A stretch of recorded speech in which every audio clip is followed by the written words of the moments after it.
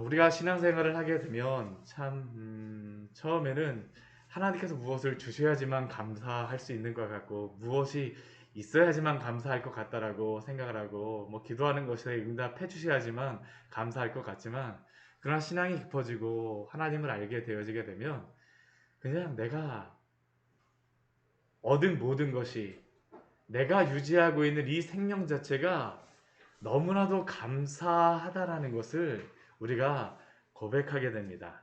오늘 시편 65편의 말씀은 제가 이 시편 65편을 옆에다가 이렇게 제목을 하나를 적어놓은 게 무엇이었었냐면 추수감사시라고 적어놨습니다. 꼭 뭐 추수를 뭐 해야지만 감사하다라는 그러한 것보다도 하나님이 우리의 인생 가운데에서 베풀어 주신 그러한 모든 것들이 다 감사라는 것을 우리가 발견할 수 있는 것이죠. 오늘 말씀을 보게 되면 이 시편의 기자인 다윗이 하나님이 베풀어 오신 것에 대하여서 감사하는 그 은혜에 대하여서 감사하는 것들에 대해서 우리에게 고백합니다. 근데 딱 보면 모든 게 다 감사입니다. 모든 게 다 감사해요.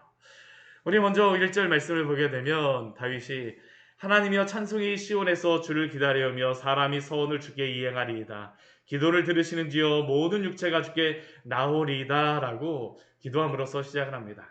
찬송이 시온에서 주를 기다려오며 사람이 서원을 주께 이행하고 또 기도를 들으시는 주님.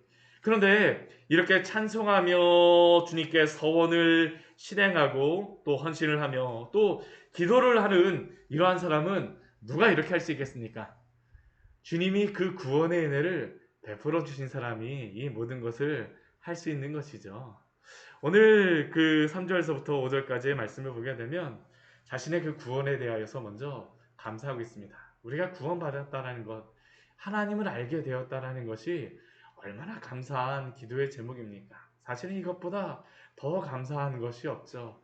하늘을 두루마리 삼고 이 바다를 먹물을 삼아도 우리가 하나님의 베풀어신 그 구원의 은혜, 그 놀라운 은혜를 생각하면 다 기록할 수가 없다라는 그러한 찬양의 그러한 가사와 같이 오늘 다윗도 그렇습니다. 한번 3절 말씀 보십시오. 죄악이 나를 이겼사오니. 우리가 어제 말씀에서는 하나님의 그 공의에 따른 심판에 대한 말씀을 보았었지만 죄악이 나를 이겼습니다. 우리가 하나님의 공의에 대해서만 생각한다면 죄악이 나를 이겼기 때문에 나는 어떻게 된 겁니까? 죄악의 종로로 타는 거죠. 죄악에 졌습니다. 죄악이 나를 주장합니다. 근데 은혜가 무엇입니까? 그럼에도 불구하고 우리의 허물을 주께서 사시리이다. 이게 바로 성도가 가지고 있는 그 놀라운 은혜 아닙니까? 내가 이럼에도 불구하고 그러나 이전에는 주님을 알지 못하고 죄에 매여 있는 자였으나 그러나 이제는 우리의 허물, 나의 허물을 주께서 사하실 줄 믿습니다. 나의 이 모든 것조차도 하나님이 인도하여 주실 줄 믿습니다라는 게 바로 다윗의 그러한 고백이며 시인의 고백이며 주님을 아는 사람들의 그러한 고백 아닙니까? 어떻게 이러한 일들이 있겠습니까? 주님이 우리를 택하여 주셨기 때문이죠.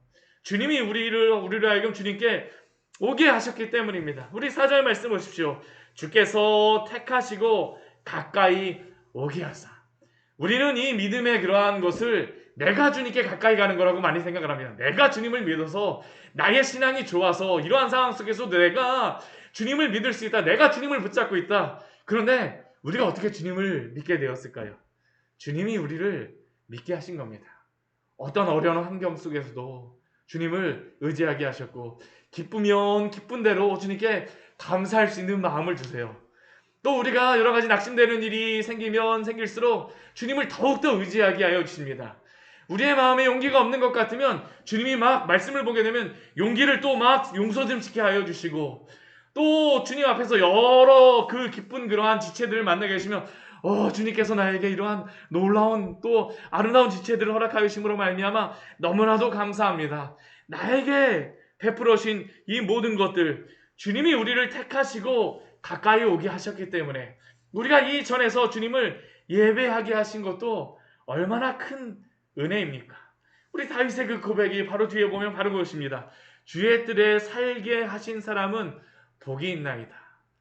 어떠한 상황에서도 주님께 나와서 기도하고 예배하고 주님을 높일 수 있게 하신 사람, 어떠한 상황 속에서도 주님을 예배하는 것으로서 나에게 힘을 쌓는 사람, 그 사람에게 복이 있나이다. 그게 참된 복이 아닙니까? 오늘 다윗의 고백이 바로 그것이죠. 주의 뜰에 거하게 하신 우리 주님의 그 은혜, 이것이 바로 참된 복입니다. 또 그 뒤에도 이어서 보십시오. 우리가 주의 집 곧 주의 성전의 아름다움으로 만족하리이다. 주님, 저 당신 앞에서 이렇게 기도만 하고 가고 말씀을 듣고 찬양만 해도 이것이 저에게 얼마나 큰 기쁨이 되어지는지 모릅니다. 이게 바로 다윗의 그러한 만족이며 기쁨이며 또한 성도의 기쁨이요 만족인 줄 믿습니다. 주님이 베풀어 주시는 것이죠. 주님이 베풀어 주는 것입니다. 이것은 누가 설명을 해갖고 설명할 수 있는 것도 아니고 뭐 어떻게 알려주려고 해도 알려줄 수가 없습니다. 왜요? 우리 주님이 우리에게 베풀어 주신 그 은혜이기 때문입니다. 우리를 구원하여 주시고 우리에게 그 크신 사랑이 무엇인가를 알게 하여 주셨기 때문에 베풀어 주신 그 은혜 아닙니까? 사실 우리가 이 자리에서 주님을 예배할 수 있다는 것이 얼마나 큰 감사입니까? 얼마나 큰 감사입니까?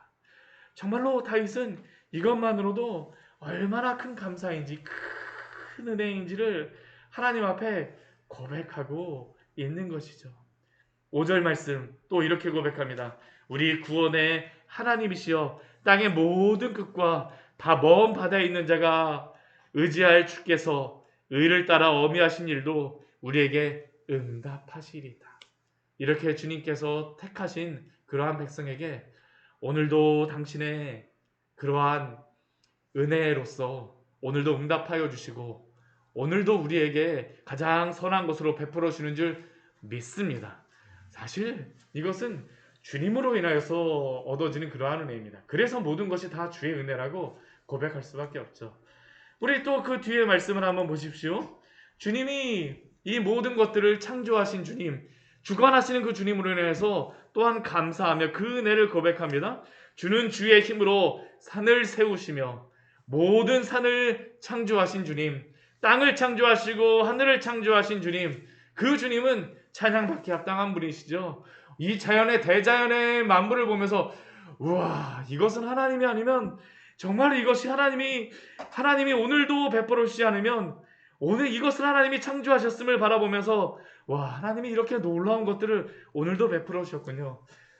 흔들리는 진짜 바람에 그 흔들리는 그 나뭇가지만 보고도 얼마나 감사한 마음이 성도의 마음에 들곤 합니까? 정말로 이 나뭇가지가 막 흔들리는 그런 것들을 보면서도 주님, 정말로 제가 저것을 보면서 감사할 수 있는 것만으로서도 얼마나 감사한지 모릅니다. 참 우리가 요즘에 뉴스를 보게 되면 아프가니스탄의 그러한 여러 가지 어려운 그러한 상황들을 겪게 된 그러한 사람들을 보지 않습니까? 또 그곳에서 선교하시는 그러한 선교사님들의 그러한 어려운 것들을 어제도 기도 제목 나눠주신 것을 제가 밤에 보았는데 우리가 그러한 것들을 보면서도 오늘 나에게 베풀어지니 바람에 흔들리는 나무를 보면서도 나뭇잎을 보면서도 우리가 누릴 수 있다는 것 그것 자체만으로도 얼마나 큰 감사인지 모릅니다. 주님이 베풀어주시는 그 은혜죠. 바다의 설렘과 물결의 흔들림과 만민의 소요까지 진정하시나이다. 사실 이 바다와 물결은 많은 그러한 과거의 사람들에게는 큰 두려움의 대상이었습니다. 오늘도 비가 요즘 시대에도 비가 많이 오게 되면 어떻습니까? 아무리 과학이 발달하고 아무리 사람이 그 재해로부터 안전하게 했다 해도 이 물이 막 흘러가게 되면 얼마나 무서운지 우리가 뉴스를 통해서 보지 않습니까? 근데 주님은 어떻습니까? 이러한 모든 것들도 주관하시는 하나님이시라는 것이죠. 이것을 왜 말씀하실까요? 그러한 상황 속에서도 주님이 주관하여 주신다라는 것입니다. 그래서 성도는 흔들리지 않습니다. 꼭 평안해야지만 감사한 게 아니죠.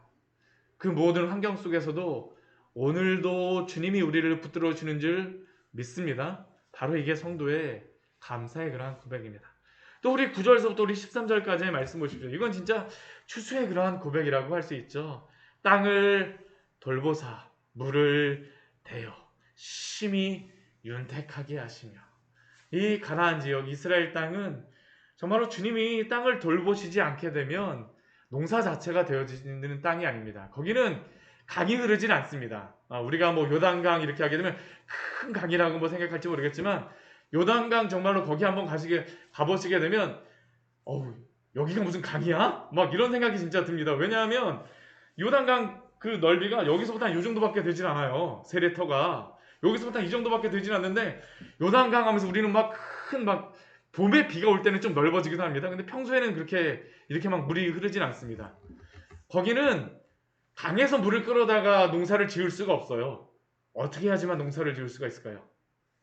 하나님이 하늘에서 그 땅을 돌보아 주셔야지만 되는 겁니다. 씨를 뿌릴 때부터 열매를 거둘 때까지 땅을 돌보사 물을 대어. 주님이 어떻게 물을 대어 주십니까? 우리 그 9절 말씀 보게 되면 이게 참 시적입니다. 한번 말씀 보십시오. 하나님의 강에 물이 가득하게 하시고, 여기에 보게 되면 요단강 위에 다른 유프라테스강, 그런 강을 이야기하지 않습니다. 무엇이라고 말합니까? 하나님의 강입니다. 하나님의 강은 어떤 것일까요? 하늘에 있는 그 구름을 이야기하는 것이라고 할 수 있죠. 하나님이 막 구름을 흐르게 하세요. 그 구름이 비가 오게 되면 그게 무엇입니까? 사람이 보기에는 강이죠. 그게 바로 강입니다. 거기로부터 하나님이 물을 대어 주시는 것입니다. 우리가 관계수로 할 필요도 없습니다. 댐을 만들 필요도 없어요. 하나님이 하늘에서 비를 내어 주시게 되면, 하나님의 강에 물이 가득하게 되면 어떻습니까? 거기서 물이 막 내리는 겁니다. 비가 내려오죠. 그리고 이 땅을 예배하시고 곡식을 주시고 밭고락에 물이 넉넉하게 하사 이 땅을 평평하게 하시고 그 땅을 살같이 만들어 주시는 것이죠. 단비로 부드럽게 하시고 그 싹에 복을 주시나이다. 하나님이 베풀어 주시는 것이죠. 하나님이 베풀어 주시는 것입니다. 얼마나 아름답습니까? 이것을 시인이 보고 있는 것입니다. 다윗이 보고 있는 것입니다. 많은 것들이 있는 거 아시죠? 많은 것들이 막 베풀어진다라기보다는 그냥 보통 때 흘러가는 그런 것입니다. 봄이 오고 여름이 오고 가을이 오고 겨울이 오고 그냥 계절이 흘러가면서 하나님의 그 인도하심 가운데에 오늘 하루 우리에게 지켜주신 것, 밤이 와갖고 피곤하면 우리가 자지 않습니까? 또 다시 그러면 어떻습니까? 아침에 해가 뜨는 이러한 것들, 또 부지런히 또 가서 일하는 것들, 이런 것들 하나하나 자체가 무엇입니까? 하나님의 은혜다라고 지금 고백하고 있는 것이죠. 얼마나 감사합니까? 우리 11절 말씀 같이 한번 읽어볼까요? 주의 은택으로 한 해를 관씌우시니 주의 길에는 기름방울이 떨어지며. 주의 은택으로, 이 은택이라는 단어는 토부라는 것입니다. 선하다라는 그런 것이죠. 항상 선한, 주님의 항상 선한 것이 언제 그 선함이 있습니까? 한 해를 관씌우시니.